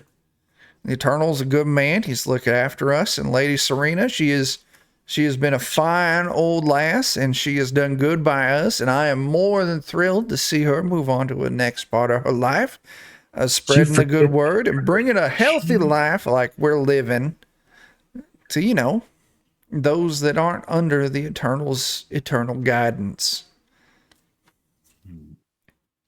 Okay. And none of them folk that they came before, they gone on the other side of the lake or nothing like that. They didn't achieve. They never come sort of back. bullshit and lightning you're talking about with Serena. Why would they ever come back? Like, their job is to go out there and teach the world the ways. That is a never-ending process. Fella, man, the world ain't across that lake. The world's upstairs.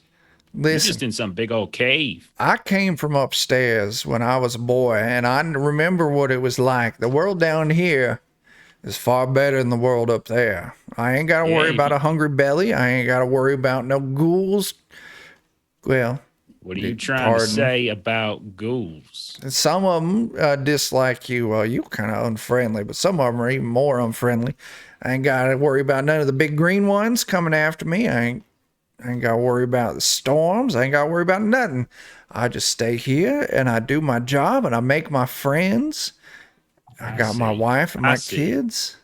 You're just full of shit, right? You say all these nice things about helping the community and spreading the good word, but you ain't taking it to the folks who need it the most, which is the ones upstairs. I get you. I don't know what you're talking about. Selfish. I was one of the ones upstairs that the Eternal invited down here. Mm-hmm. You ran away and you left them other folks up there needing your help and such. You didn't think to maybe go back up there and invite a few of them down here with you. No, when the Eternal came, my whole town, we all came down here. Oh, did you? There's more than one town upstairs, man. Well, there was plenty. But listen, just like y'all came down here, y'all might be angry now, but you'll see how good it is down here and you'll be begging to stay. You better get your attitudes right, or them Raymond's going to get you and take you to Sister Radiance for having a bad attitude. And you're going to have to wear the shame of having to wear a shame cap for the rest of your life. Where does Raymond take us when he takes us to Sister Radiance? He takes you to Sister Radiance. It ain't my job to know no more than that. Where's Sister Radiance? And she is where she needs to be. Same thing with the Eternal. Church? That's where the Eternal gives his speeches, and Sister Radiance is always there with him. But listen, if you want to see the Eternal, you just got to wait a handful of hours, because that's when he's going to give his sermon. Man, I tell you, your brain must be spotless and clean, because they done a hell of a job of brainwashing it. But I know nothing about no brainwash, but I tell you what, I bathe every day down here. I never got that upstairs.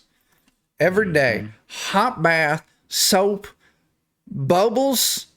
I'm clean. Mm-hmm. I done take my trousers off. I ain't got to worry about no smells. I know I'm clean. How old are you? I'm like 43. You got a couple years. You can go across that lake. I got 7 years till I get to go across that lake, and I'm looking forward to it.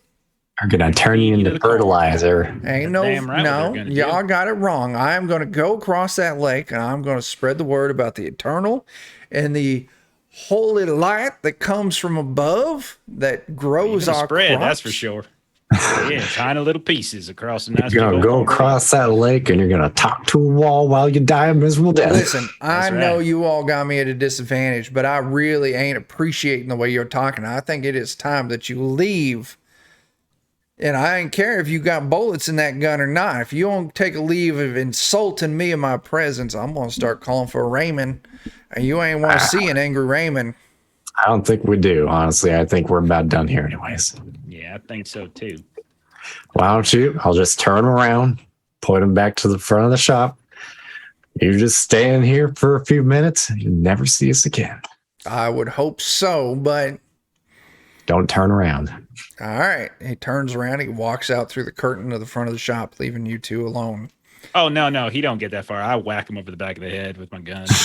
I won't make you roll for this. You clock him on top the back of the head, and down he goes like boom, unconscious. Yeah. And I hide him something good, like back here, like whatever it is. Yeah. We'll put on a whole bunch of outfits on him Yeah. from the steamer trunk. Yeah, Fantastic. exactly. Just play dress up with him. Now, no, that clashes, Steve. What are you doing, man? Those colors don't go together.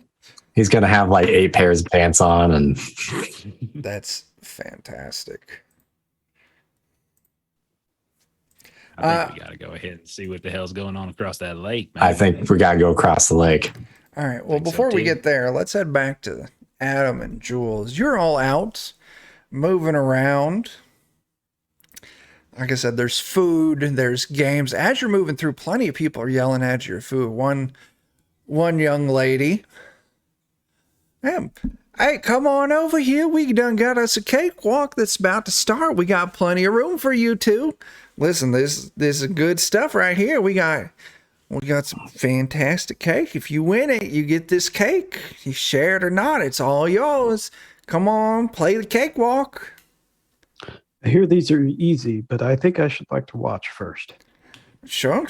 What about you? I like your hat. I thank you much. I do not walk, as you can see, so this seems like it would be an unfair advantage. I tell you what, you do yourself a cake float, then it still works the same whether your feet touch the ground or not. What's your name? I don't partake of the cake. So my it name's would be- Susanna. Susanna, I understand you're trying to be polite, but she did say no. All right, listen. Okay, that is what it is. We're going to get started now. Y'all going to lose out on a chance to win this delicious cake. And she turns around, runs off. There's like this open section, and you can see all of these like different spots on the ground with numbers on it. And a bunch of people come out. Music starts playing. They start walking around a circle. I'm sure you all know what a cakewalk is. Mm-hmm. But eventually it stops. Someone in the crowd wins a cake. They bring it out like this metal container. They open it up, show off this delicious looking like vanilla cake, close it back up, hand it to them. Little Susanna, next cakewalk starts in an hour if you want to play it. Put your name in now. I don't think I want to play, but Jules, Yes. one important thing about this is to remember that they have a certain reality that they operate on. And so talking to them within that reality will help, because if you challenge it too much, then all it will do is cause their logic to collapse in on itself, and they will dig their feet in further. I should know. Well, you can certainly do all of the talking that you would like. I am going to wear this hat and go around and see if anyone seems like they recognize this hat, that perhaps it might have been theirs. But you can cakewalk or do other games if you would like. Yes, and then if they continue to try and pressure you as they do, remind them that they are polite, because it's weird with this, what they're trying to do. But Jules reminding just them they're brings up the polite will- flamethrower and the pincher. It's like, I will take care of that if it comes. And Jules will like float off. I don't think it's necessary. Jules, go And- and give me a speech test. A speech test. Okay.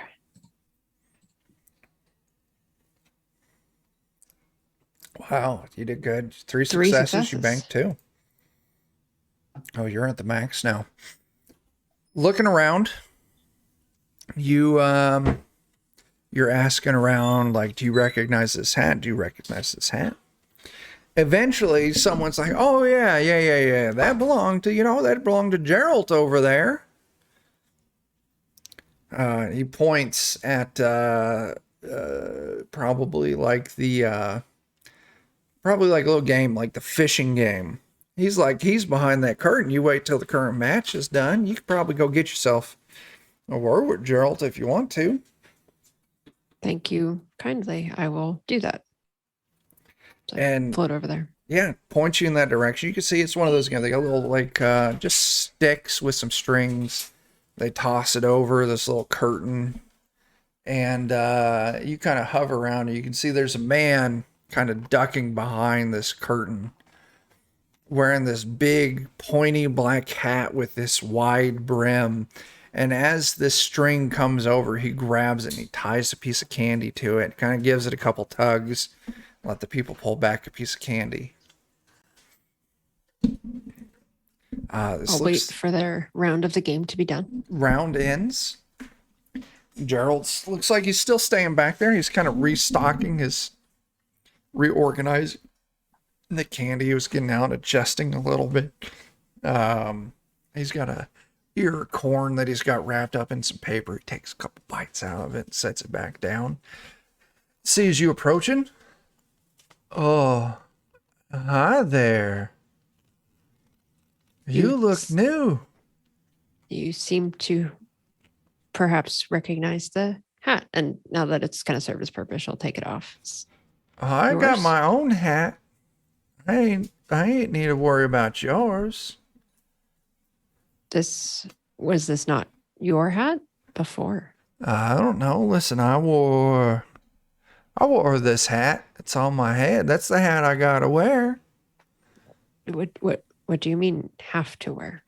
Oh, this is my shame cap. I wasn't being so good before. Well, Sister Radiant, she done give me this cap. Now I'm doing good. Look, I'm even working here at the fishing booth. I tie string on. I make kids happy, give them candy. And Jules will look around and see, are you able to take a break? I ain't supposed to, but I suppose so. He kind of pokes his head out and he calls at someone else working. I gotta take a break. You come take over this for me. I'll be back in a few minutes. And he gets up, kind of brushes himself off, stretches his legs out, kind of stretches around a little bit. All right, I have a word with you, if you want. So I'll try to find somewhere that's You shiny, though. I ain't seen no one shiny like you. Oh, it sounds like you have been here for a little while. Oh, yeah, I always done been here. As far as I can remember. And so Jules will kind of explain to him that, we were sent here by your former employer. You have not actually been here for that long of a period of time. Former employer? I've only been working the fish thing today. I guess before this, I picked some corn for peoples. And there was the radishes. I don't pick the radishes. I don't remember when I got in trouble, though, but as long as I remember. Yeah. This still. He holds still. I'm gonna look real close to where the hat is around his head and see if it's like a permanent attachment. I'll tell you what. You move close. I won't make you roll for this. You take a look at it. It doesn't look like it's attached. And I'm going to barely lift the brim to kind of peek under it. He reacts negatively to this. I want you to give me I think a sneak test sounds the most appropriate because you're wanting to do a quick peek underneath of it. Mm-hmm. And I'm going to go ahead and I'm going to do an opposing. We have plenty of AP to be able to Yeah, make you do. sure Yeah. that happens. So how much to get 2 extra dice? 3? 1 for 1 extra, 3 for 2 extra, 6 for 3 extra. So you would need, what was it, 3 for 2 extra dice? Yeah, to Yeah. answer your question. He pulls a success, so that's going to set your difficulty. You do pull 2 successes, but you're going to dig a complication. You needed 2 to pass it since he had a 1. You lift it up, and you see, kind of like, you can see he's got hair and everything, but as soon as you lift it up, you see the top, like, crown of his head is shaved bald. You can see scars along it with all of these, like, metal, like, implementations, whatnot, like, attached to the top of his head, buried in through the skin. He has undergone some extensive, like, surgery and augmentation. But as soon as you lift the head, you get this peek. He starts, no, I ain't supposed to lift my hat. Help me, someone. He done made me lift my hat. I ain't gonna want to be in trouble no more. You did not lift your hat. He lifted your hat. You He still made me followed lift the my hat. rules. I ain't want to be in trouble no more. Somebody help. It wasn't lifted. As you see, kind of running almost towards you, you see one of these Raymonds kind of run up to you and smile and gesture for you to move away. He done lift my hat. Help me out. I ain't supposed to lift it. I ain't want to get in no trouble with Sister Radiant. Someone help me with my hat. It's Your the hat is Raymonds. fine. It's still on your head. The Raymonds. I start to back away from this. As you back away, the Raymond seems like it relaxes a little bit. Geralt here, he is very upset. He's distraught by this. But you back up and he kind of relaxes a little bit. He kind of takes off back towards the fishing thing.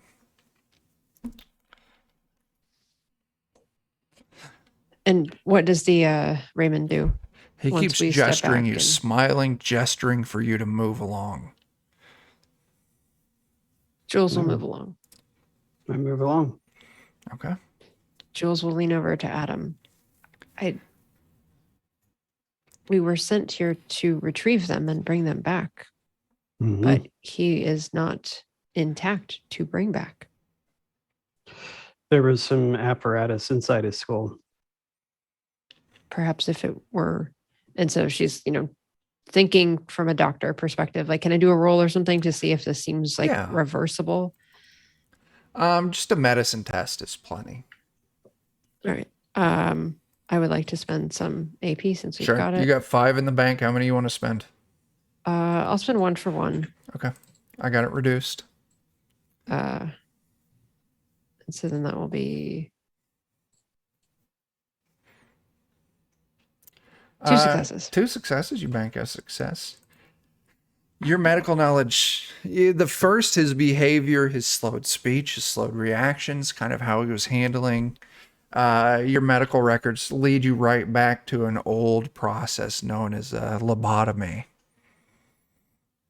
And that is very permanent. And the apparatus implanted in him, without further closer study, you're not really sure what their function is. But this definitely seems like a very permanent infliction that has been placed upon him. I've been searching my medical information. It appears that what has been done to him cannot be reversed. So even if we were to return him, he would no longer be a Minuteman. As you're all pondering this, Levon and Steve, you've kind of moved out of the general store. You're moving your way through. You hear the chimes of the bell from the church going off. And as they start going off, everyone starts moving towards the church. It's a large church. It's plenty enough space for everyone in the town. Now, Levon and Steve, you two are hiding. And I'm going to let you keep that hiding. Adam and Jules, what do you do?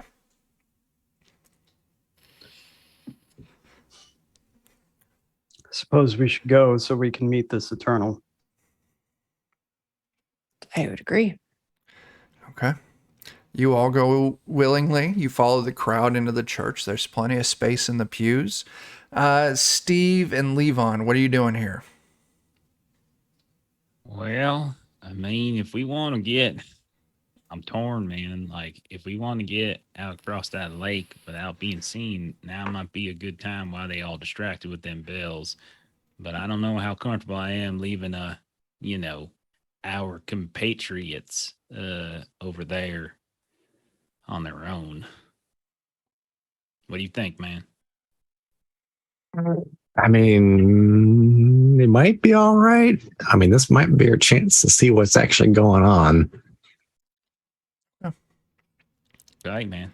You're all Let's do still stealthing. Once again, you butchered that stealth roll at the beginning. I'm not making you re-roll that. You did fantastic. You all move out of town towards this lake. You saw it as the elevator came down. You know where it's at. That's not a problem. And it's a very large lake. No signs of a dock. No signs of a boat. Plenty of like chairs sitting around it. Plenty of like different essentially poles sunk in the ground that you would imagine would be for people to like cast a rod and then let it set. It looks like any of the fish they pull out of here, they're hand fishing, or they're manually fishing. They're not doing any kind of like commercial style fishing. No sign of a boat or anything. I'm not even going out on the water. No, why don't both of you give me a survival perception test? Okay.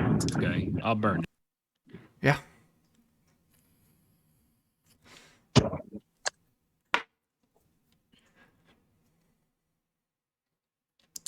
Dan, you pull a success. Here we go. All right. Levon, you pull a success. You both look and squinting, shading your eyes like you've got this artificial sun above you. And while the time you've been here, you've been watching it. And it's been moving, like lights have been switching to blue to yellow. Like they're tracking the day with this artificial sun. And you can see at the very edge of your perception, you can see there's an island way the hell out there.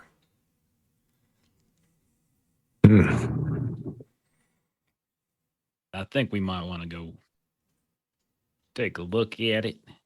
Damn. No boat though that we can see, or is it like hidden away somewhere?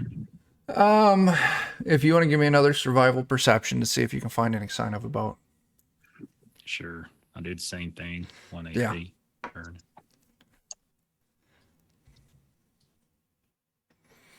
All right. Yeah, you pull a success there, Steve. Still just the Cleveland. one. Another success. One success each. Looking around, you don't see any signs of a boat, but as you're kind of looking around, you see a very odd portion of ground, and you realize it's like artificial grass. And as you're looking at it, there's a couple of chains that come out of it kind of under the water level. And you're thinking, like, if this is like a ferry or something like that, these chains would operate a motor that would move the boat back and forth. To be able to activate that, I would want a, let's see here, looking at the skills, there's no hardcore like tech. There's a repair. I think a repair would be very suiting for this. Yeah. A repair test to essentially, like, you could almost, you feel around, you could pop the top off. Like, this is a cover of this fake grass. All right, I'll roll another. I just burned another AP to get third die. All right, two successes. 2 successes. You bank a success. I'll let you take that one away. You get in. You start you kind of look around. You can toggle. It's just a basic like AC style motor, and you toggle it, and it kind of whirs up, and you can hear the ting ting ting ting, very quiet. And kind of coming through the distance, you see a like a rowboat floating along the surface, moving towards you. There we go. So let's move back over to Adam and Jules as you all move into the church. And as you move in and sit down, you see a very strange man standing at the pulpit. And standing to the side of him and slightly back is a very strange looking woman. They're both in very kind of like, the man's like very priestly style like clothing. The woman's very nun style clothing. And sitting into the chair on the other side of the man is a woman. Once again, doesn't look too old. Look, maybe you're guessing late 40s, early 50s, sitting in the chair. She looks very happy. She's dressed very nicely. It's got like this crown of like flowers on her head. And as you come in, the man, he kind of like, How does this man look again? let me show you a picture. It's very hard to get a tell because he's wearing a mask. He's wearing a white mask. Let me do these two. I'm only showing these to Adam and Melissa. That's what the man looks like. This white mask. You can see behind it. You can see eyes and everything. But you're not able to really pick out an age. Okay.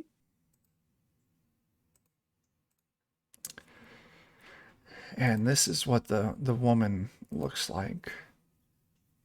She is same thing. She's wearing this white mask over her face, wearing very religious kind of dressings. And the man, please, my children. And when he talks, it's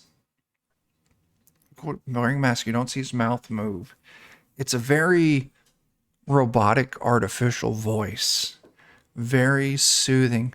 Please, my children, sit as we celebrate this holy day, as Serena embarks on her next leg of her life journey, spreading the good word of the sun above, gesturing up. You pull up seats. He goes on about like a 15, 20-minute sermon, kind of, very much, it's a religion very much tied to the worship of the sun. And the thing he keeps referring to is it's days like today where someone is ready to move on with the next stage of their life is almost as holy as the day of many suns. And he references it. Definitely, it sounds like it was a long while ago. If Levon was here, Levon being old as fuck, might be able to shine a little more light on this. But is there anyone that we're sitting next to? Yeah, the place is packed. You've got people on the left of you, people on the right of you, and they seem to be very much into this sermon. Jokers, clowns. Mm-hmm. Stuck in the middle. Here I am. Jules will try to just tap the shoulder of the person next to her and just ask, what was this day of many suns he refers to? Oh, look at you. You're new. Listen, really, you should talk. She's whispering, trying not to interrupt the Eternal's speech. You should talk to the Eternal. He'll be available tonight at the final part of the celebration. You can ask him, and I'm sure he'll tell you all about it. But the day of many suns, it was the day that the world changed, and that there were all the suns in the sky, and they lighted up, and it changed the world forever. And it gave the Eternal it let him communicate with God itself and the light bright above in the sky. And that's what gave him the knowledge and the wisdom to guide us all here and learn of the many suns and that holy day. And she tells you a date, and all of you would know. She tells you the date, the day that the bombs fell. 2077. Yeah. And that's the day of the many suns. I see. Thank you. Well, Eternal, like I said, tonight, nightfall, we're all going to be at the shore of the lake sending off Sister Serena, and she spreads the good word. You just make it there. You know, the Eternal will be there. I'm sure you can catch him and ask him any questions you got. Sister Radiance will be there too, but she don't talk much. But you talk to the Eternal. He's always happy to welcome new people. And so Jules will kind of Morse code tap out Sure. to Adam the Get day that of many Adam suns. up to date. Yeah. Okay. And with that, we're at time. We're going to wrap the session. So next time we pick up, there's a boat for Steve and Levon. And the service is going to wrap up. Y'all got a delicious meal to look forward to because they're going to have one hell of a feast after the service here. So that's what we got for this session. Yep. That's it's gonna be an interesting session. Yeah. We were in So are church. Dan and I going to play like next Saturday and the other two play the Saturday after? Just completely break it up. Just Each of you get to separate play it, yeah. once a month. Yep. Oh man. Yeah. Yeah. It's just gonna be us like going and keeping them safe during their session. Yeah. Yeah. We'll get you back together eventually. I'm sure. That's Yeah. just I'm okay funny with because like our characters are like so different from each other. Very much so. Yeah. Levon and Steve are very much like action. Fuck all this. Let's do something. And Adam and Jules are like, let's explore the why and then come up with a solution. Yeah, So you're it's very much entertaining. like the social aspect of it. Yeah. Yeah, that's fine. Hey man, we interrogated a guy. That's social. did. You You know, did. And we couldn't even Yeah. murder him. You didn't. we didn't give Yeah, I kill mean, him. Surprisingly. Didn't. You all caused a little bit of social distortion, but Oh, it was shit. still social. Why you gotta do it? Why you gotta do it? I mean, we were doing so well for like 2 hours, and then you just, we almost got out. We almost got out. We Almost. almost made it. Almost. This is why we split the party. Can't take the puns anymore. Yeah. Let's just go back up References. the lift, cut the elevator, and you and I get the hell out of You here. just be done with it. There you go. Don't All be right. happy out here. All right. Let's do our plugs. Jeff and Melissa, what do you two got going? In about 2 hours over on twitch.tv/thelollygaggers, you can catch us playing One Ring Second Edition as we're continuing our Waking of Angmar campaign. Monday, you can catch Chuck, Adam, Melissa, myself, as we start up Act 2 of our Deadlands Blood Drive. And also check out the YouTube channel where we got other games like Mothership and Hunter the Reckoning and Holler, all live right now and ongoing campaigns. So Yeah. good times. If I remember correctly, you've got some stuff back up on the podcast. Where can people grab that? That is true. We have actually finally started. People have been asking us to put like the One Ring campaign, a couple other things in podcast form, which we finally started doing. So if you want to search for The Waking of Angmar on your various podcast outlets, you will find that we have started putting episodes up there. I think we're only through like 9 or 10 so far, but I put more up every Tuesday, and we're eventually going to catch up to live in a few weeks. So Nice. Yeah. No, that's fine. You don't need to catch up with live because I've been figuring out what audiobook am I going to listen to on my 2 hours of driving I have to do every day I go to work. And I'm just going to switch over to that. So, there you go. Yeah. There you go. for Dan and I, you find us regularly over at the Defenders of Cobalt. Although tonight you can find Dan and I over on twitch.tv/GoodmanGamesOfficial as Bert is running us through some weird frontiers. That's Dungeon Crawl Classics in the Weird West. Every Wednesday on Defenders of Cobalt, we run some Thunder Rift. That's Dan, Jeff, and I playing in that, along with some other good friends. Every other Thursday, we're starting up a Tales from the Loop campaign called Through the Hedgerows. We had our first session this past week, and it was a lot of fun. The girls there did an amazing job. It was fantastic. Every Friday on Defenders of Cobalt, right now we got a Dungeon Crawl Classics campaign called Dead Sun. We just finished up the DCC module called Frozen in Time, and Dan, he was there for that. Every bad decision you all could have made, you made, and it resulted in the party being lost in time, which is fantastic. Purpose. Yeah. Adam, what do we want to talk about with the studio? We'll go ahead and talk about The Kids Aren't All Right. Mhm. It is something that we are still waiting on the proof before it goes for print on demand. But I'm going to grab a bit.ly link here, because if you want to check out some of Chuck's fantastic writing that he did for that's a Zweihander RPG basic tier adventure in which the party arrives in a town where all the adults are missing.